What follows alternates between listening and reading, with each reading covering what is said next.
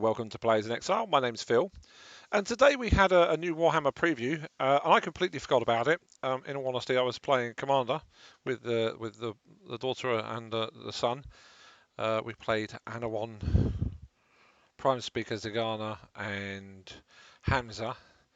Prime Speaker won one, Hamza won the other, but it was a close game at the end. But that means I completely forgot about it. So I thought what I'd do is I'd do a video and I would give you my thoughts as I went through it. So here we are. First up, we've got Warhammer Age of Sigmar Undead Conquerors of the Mortal Realms. You've seen what the dark ambitions of the Soulblight can do, one particular unfortunate city. And sadly, for the rest of the Mortal Realms, their gaze stretches far beyond Shaish. We've got a little video, so we've got Soulblight Gravelords.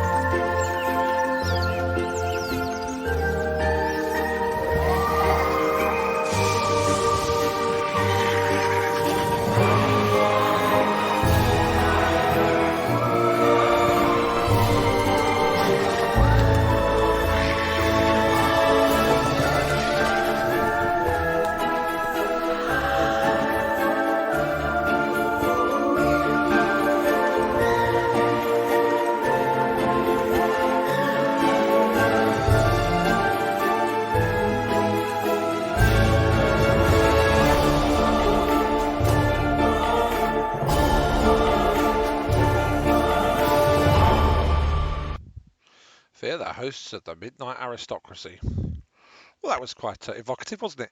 I have to say I still don't like Cruiser. If you've watched my other video where I had a quick look at him, I still think he looks like the food critic out of Ratatouille. Anton Ego, I think his name was. So yeah, still don't like him. But the rest of the stuff there looked pretty nifty, didn't it? So let's scroll down, and leading legions of the undead in their conquest of the vampire lords, frighteningly powerful, immortal tyrants, definitely not someone to cross in a dark alley, and their elite vampire blood knight cavalry. Now, if I'm not mistaken, this is like a classic Games Workshop unit, sort of reimagined. I'm just having a look, and okay, their lances are a bit fat, but I think that's a deliberate design statement and probably is based off of a particular lance design that probably really did exist. They do look really kind of cool. Now I noticed that the sort of the champion at the front of the party, he's got a dirty great mace. You can't really see it very well here, but we did see it a little bit better in the video. I love the armor. I love the way they're painted. I have to admit, the sort of the black with the red tips on the armor is really kind of cool. Certainly decent looking cavalry. We've seen some rubbish cavalry from Games Workshop in the not too distant past. These are pretty cool. And that standard bearer at the bottom there, if that's a hand painted standard, you've got to admire the artwork and how good they are. Some of the painters, they really do a superb job. Oh, it's there, look. There's the flag. I kind of completely missed that when we were looking at the ones above. So it says, with them marching an endless regiment of the fleshless soldiers equipped with all manner of rusting, chipped and broken weaponry, the death rattle skeletons form the backbone of many Soulblight Gravelords' armies, lending the martial might of fallen heroes to the vampires' dread ambitions. So, of course, we've already seen the death rattle skeletons as part of the Warhammer Quest Cursed City box set. This probably just gives you a better look at them. I do like the way they look. I love the sort of the what's like the gold coin chainmail they've got going on. The way he's got a slightly different helmet to this.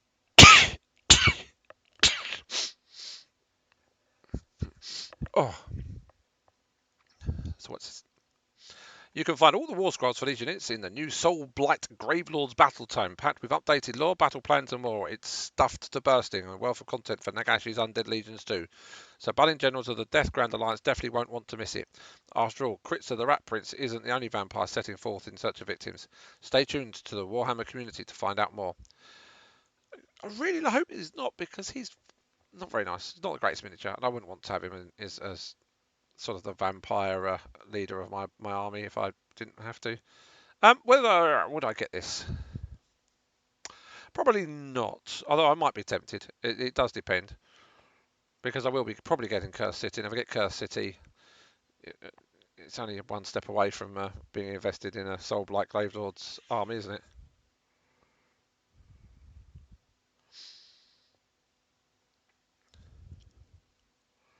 As eagle-eyed followers will have noticed, many of the units will either fit in fine among the cursed inhabitants of Orphan-Khan. Warhammer Cursed City will indeed be your first chance to get your claws into the new Soulblight Gravelords, and it's opening its gates very soon. So it's coming soon. But wait, do you hear? Sounds like a rumble coming from somewhere very, very deep, almost like something terrifying has awoken from a long slumber. The realms will quake.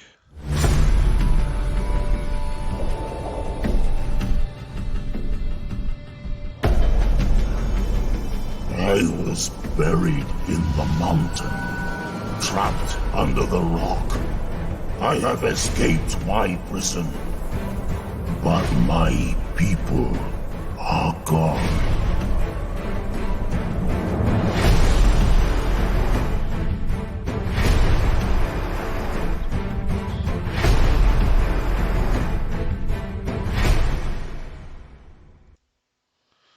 Around quakes, a god wakes, coming soon.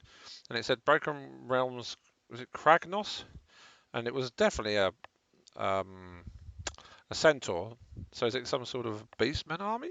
Centaur army? Not sure. Well, we'll have to wait and see. Although, is there not a centaur in Warhammer Underworlds? I wonder if it's linked to that. I don't know what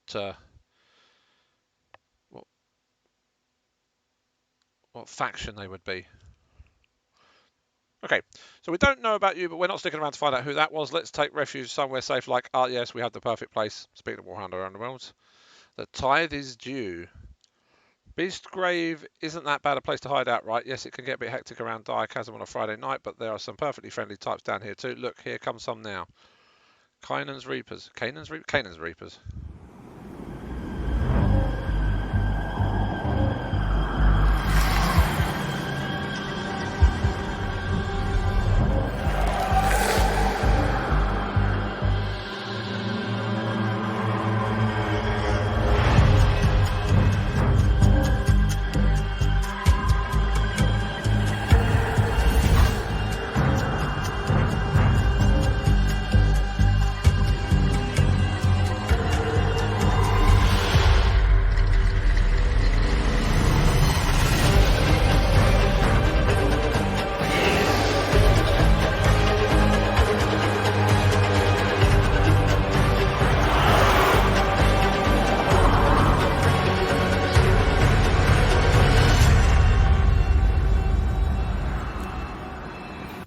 So, Cains Reapers.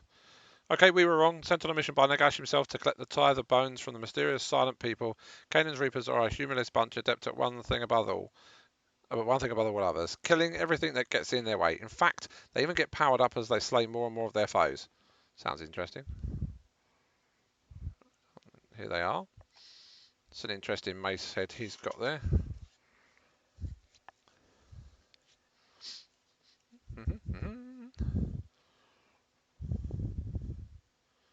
Square-headed. I suppose it's supposed to be a helmet, isn't it? I don't know. It's like armour they wear. Somehow remind me of Mumra. But he really reminds me of Mumra. Like the Raven. Kind of weirdly links into Cursed City, that does. Even though these aren't quite the same undead. He looks pretty wicked, doesn't he, with that sword? And here's the big boy himself. And he is huge. I love the way they've painted his armour. I really do. Huge contrast on that armour there compared to, say, the skin of the cloak he's wearing. Not really sure what he's supposed to be. Is he some sort of undead demon? The head's all very weird. Looks like it's the jawbone of another animal. Don't really know much about the undead in AOS, so It's very interesting. What's up next? That is only one more and on a road back for the first half of 2020. Who could it be? Who knows? While you're busy speculating, we're going to find our way to this blasted mountain. Oh, out of this blasted mountain. Necromnunda, Fire, Faith and Fury. From the underworlds of the mortal realms, we travel to the underhive of Necromunda, where the local zealots are getting worked up about something. Oh, hello. Immediately I look at these people.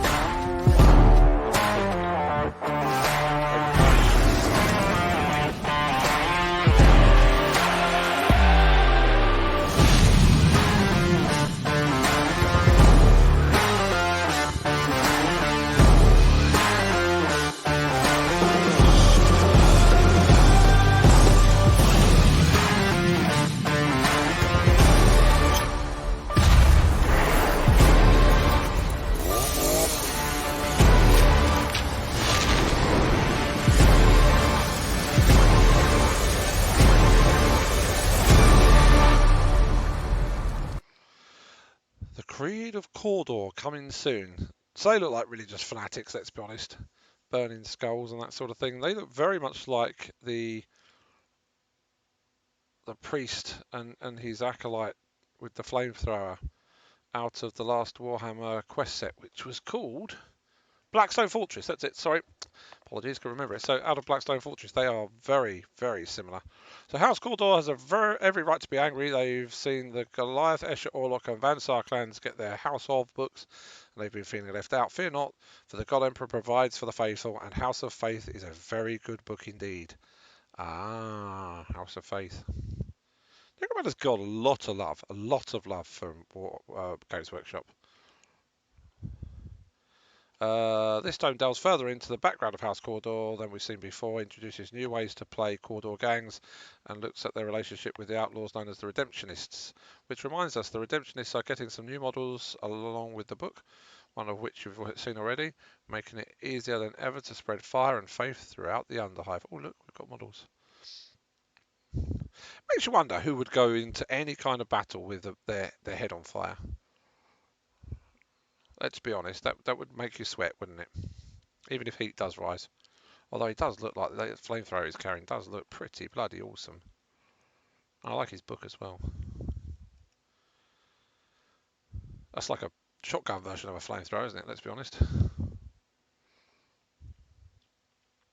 you like the way the sort of the skirt's been painted on this guy?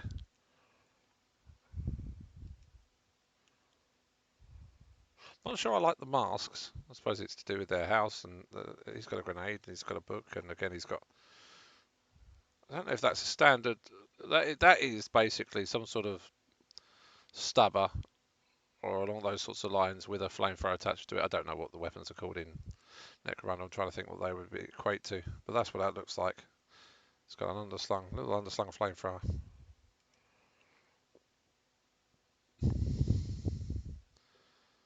And that's obviously a really lousy pistol with the way it's belt fed. Wouldn't you want a magazine there?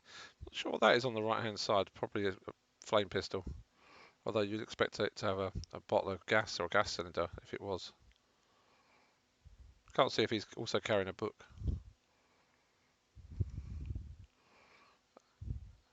So this is a flaming chainsaw. Which is pretty cool. Pretty cool indeed. I like this archway.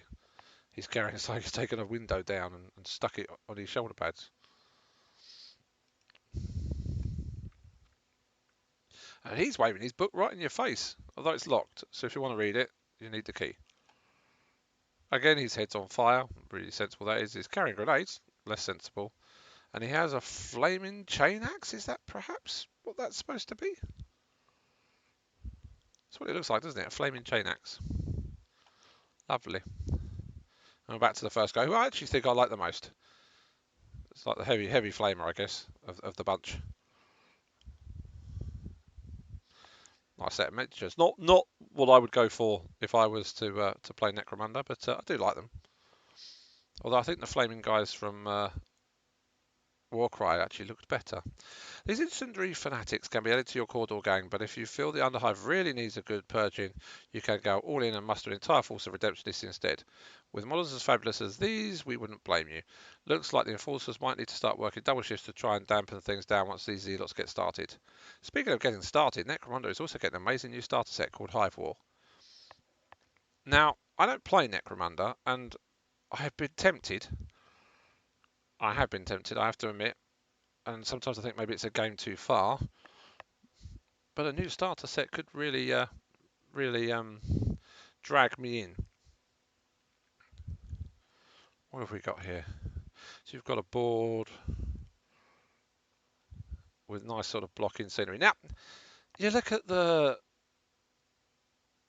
new Kill Team set that they brought out, and you just think the Kill Team set needed scenery like this in it to block line of sight, just like this got, and it didn't. It didn't get that at all. It got those silly little Necron things, which look a bit naff, to be honest with you. It's got templates. Oh, how we all miss templates from 40k. Not. It's got decent dice. Looks like it could be worth it. Love to know how much it's going to cost. That's always the main thing. So if you ever thought about dipping your toe into Necromunda, which I have, now's the perfect time, as this box contains everything you need to get started. What's in the box? An Escher gang, if you like your punks. The Dalak gang, if you like your mysterious baldies. Which I kind of do. They remind me of the bald guys out of Fringe. If anyone's ever seen Fringe. If you haven't, go dig it out. It's excellent.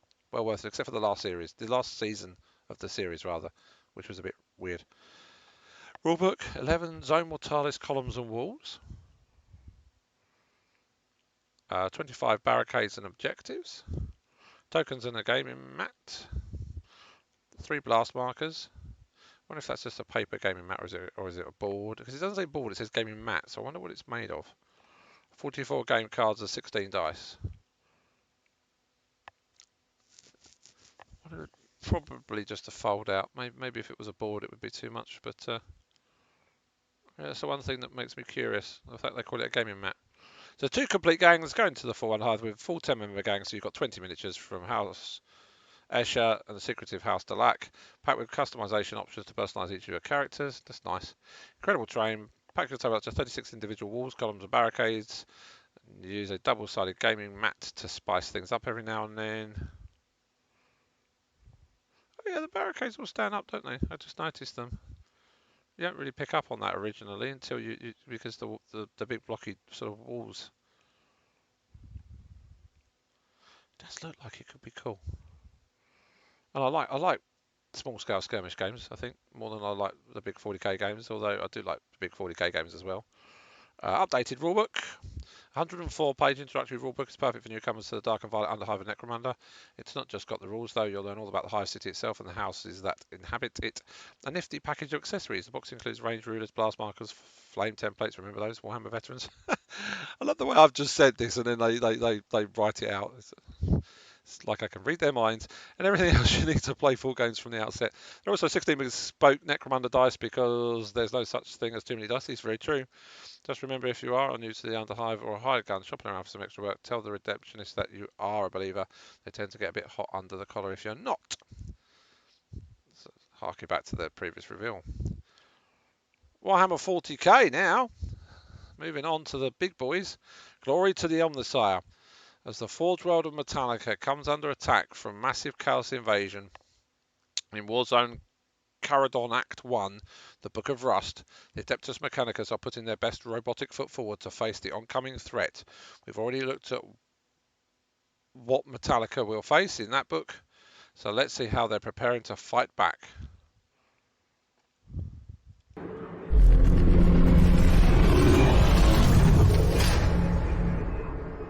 Fighting crude. Work to do, no time for crawling in the dirt. Hypothesis.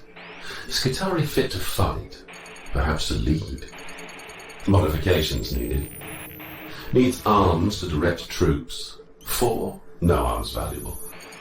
Data suggests fondness for blunt objects. Analysis. Illogical but efficient. Thunderhammer. Weight exceeded. Control stave, perhaps?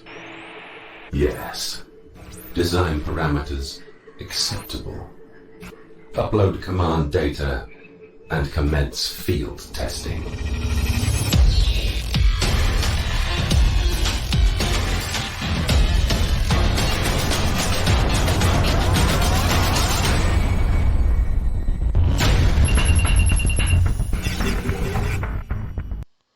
Marshal the Mechanicus. Find out more.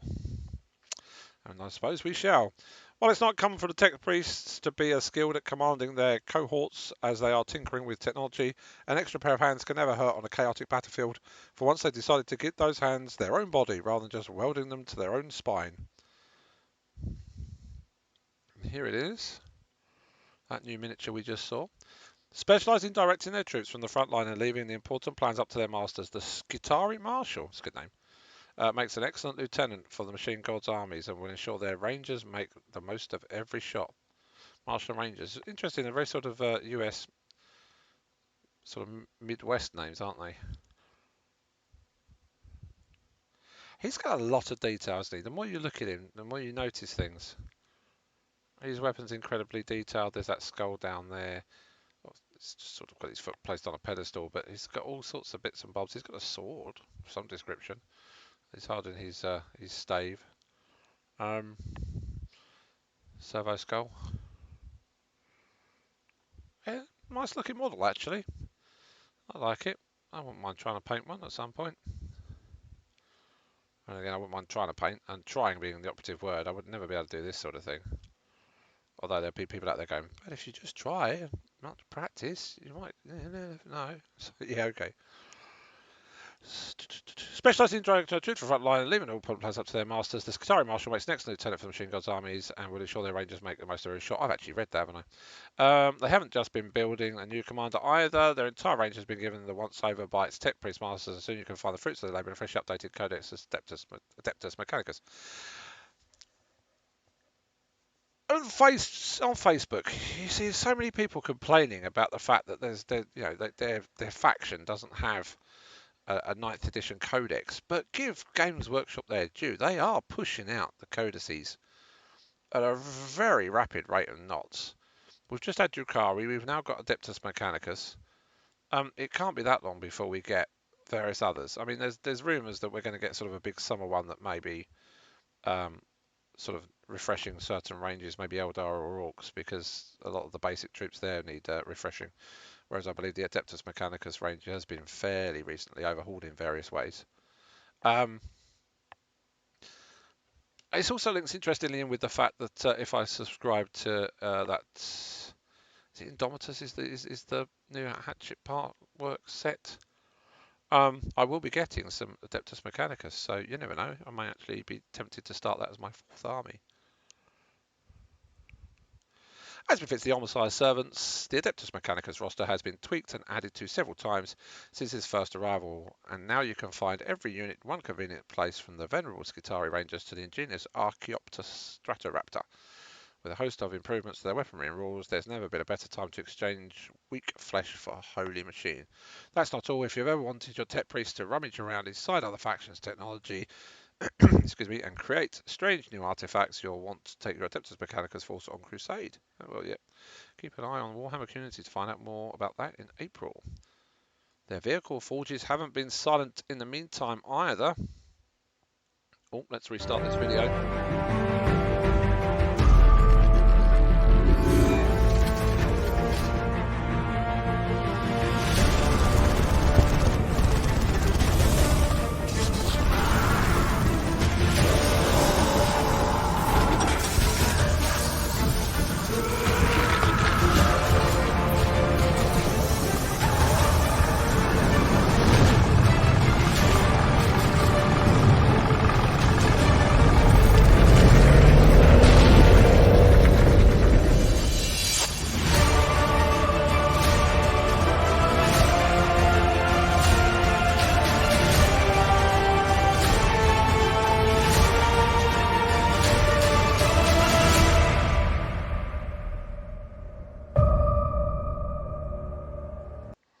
Faith and Firepower coming soon. The Adeptus Sororitas, like us, are clearly fans of a good tracked tank and have decided it's high time they had another. Being the pious sports that they are, they called it the Castigator. And there's no doubt someone's about to get severely reprimanded by that battle Karen on the turret. Can I just say, it was kind of obvious that I'd already watched this bit of the video, because I was reminded on Facebook that this had come out by seeing pictures of this tank. And this tank is all shades of awesome.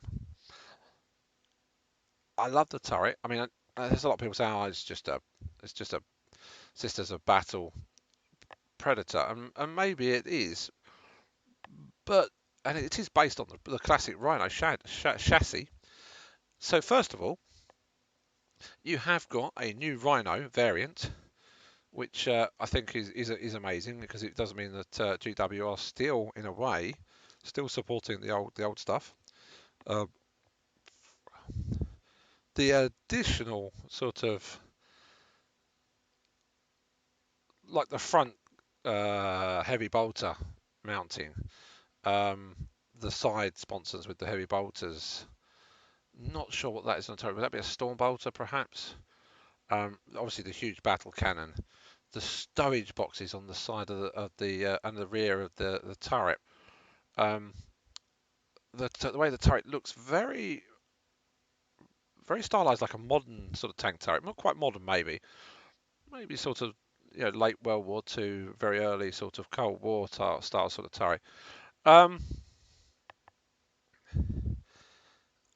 love the exhaust as well. I just keep looking at it, and I just keep thinking,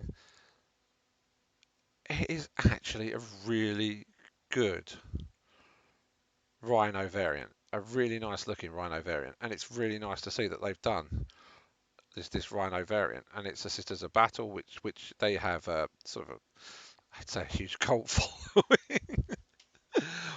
Get shot down saying something like that, but they do.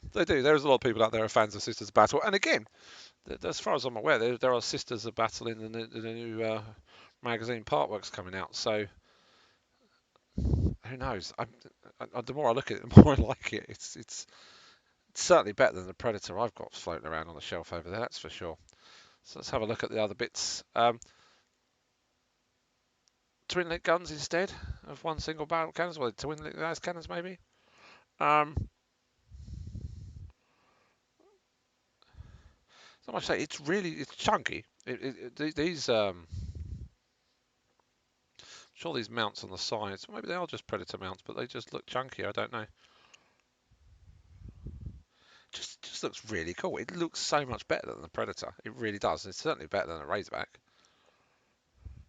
Fans of the Immolator and Exorcist tanks will immediately feel right at home among the Baroque stylings of the Castigator, with plenty of ornamental filigree adorning every surface, even the cannon barrel. Yeah, because if you look at the cannon barrel, there's like filigree adornments there and there on the sides. Actually, if we scroll back up, you can see it better there. Can't wait to see whole squadrons of Adeptus Sororitas tanks rolling out when these arrive on the tabletop. Neither can I. The armies of mankind might be relieved to see the arrival of their new reinforcements, but there's no time to get comfortable. War continues to blossom across the galaxy, and wherever there's a good scrap to be had, a certain green tide is rarely far behind. What was I saying about orcs a little bit earlier on? Oh, I haven't seen this bit, so... Right, boys, listen up. In the beginning, Gork and Mork needed some fighty lads, so they did some stuff, and their orcs appeared. Some of them were runts, but there was lots of boys too. Some of them were big, and some of them were weird, but they was all mean and green. Except the red ones. And the biggest and greenest get around is the big boss, and we's gotta listen to him, cause he's taking us on the Great War. That's where all the best fighting is. We's gonna use all the shiny new trucks and shooters to crump down. You what? We don't need that junk. Shut up, you git. As I was saying, the other lads have their shinies and their know-whats, but they don't know how to use them proper. Not like us. We's got our stickers and our squeaks. We's gonna drag 'em down and crump 'em good with hands and teeth and all that fancy truck gubbins. That's why we're the biggest and we're the strongest in any clan we're in. Saddle up, beast snaggers. The war's coming.